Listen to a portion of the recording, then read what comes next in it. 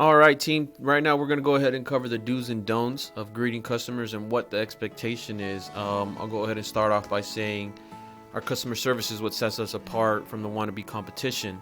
Believe in yourself and only present the very best you. When a customer walks in, do not let them greet you. Always greet the customer first. Make them feel at home. Again, this is a family environment, so we want to portray that.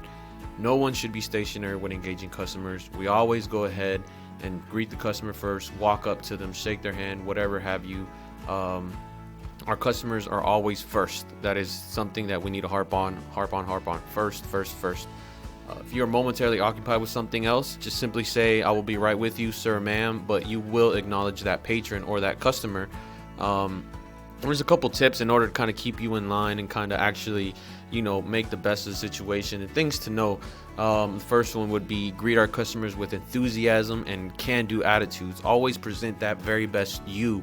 Make sure that they understand that you're there for them, for their needs and their wants, and that you're going to try to do your very best to make them happy. Performance evaluations are conducted throughout the day, so do the right thing even when no one is looking. We're always, doing spot checks, and we're making sure that the customer is getting taken care of, as well as callbacks. You don't want us to, do a callback through our daily routine and have a disgruntled employee based off of you. At no time will you direct a customer to do something on their own that we can take care of in the store. An example, and again, I'm using this example because this is the most common and this is the one that customers need our help with the most, especially when we jump into the older generation of customers that really don't deal with smartphones, but now they have no choice but to. So an example would be switching over a customer's old content to a new phone they just purchased. We also do this for $25 on additional on the side. If a customer brings in a phone from somewhere else, we're always going to charge them. So when we're switching over the content, this is not limited to just their contact, their pictures, their contacts. If we need to set up an iCloud for them, if time permits, we're going to go ahead and do that for them. But again, the most important thing is the service.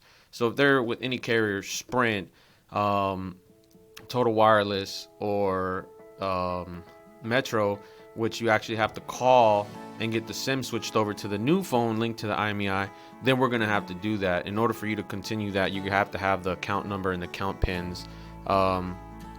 So another thing here would also be is, I think something very important that I'm going to touch on for a bit is be truthful in everything you say to a customer. It's not worth the headache or the mistrust. So when I say that, I'm saying you have to be completely honest with the customer. Don't lie. You don't want to be known as the salesman who is the one who lies or tries to omit the truth in order to make the sale. It's not worth the headache. It's not worth the mistrust. Again, these are our customers. They come first. So let's keep in mind that, just like they are, we're also consumers, and we wouldn't want to be treated differently or get scammed out. Again, customers are looking for us. We must treat our customers with respect, dignity, and fairness. At no point will you verbally or physically mistreat a customer. If a customer gets a little bit out of hand or something that you feel that it's getting out of control, just simply take a breath. Come get somebody who's a little bit more experienced in the situation, or that has a little bit more reign in that domain of area or expertise in that area, and let that situation diffuse. Or simply, if you really can't do anything else, just go ahead and call somebody and we'll take it from there. Again, all of these things are going to be factored into your commission, how you do this, how well you do your job, performance evaluations. And realistically, we want to have the best environment for our associates as well as our customers. We want everything to commingle, and we want everything to be unanimous. So without further ado, this is the end of the video. I hope you enjoyed it. Again, at any point in time, if you need help, these videos are here to help you. So come back, look into the video, and you have your answers. Have a great day, team.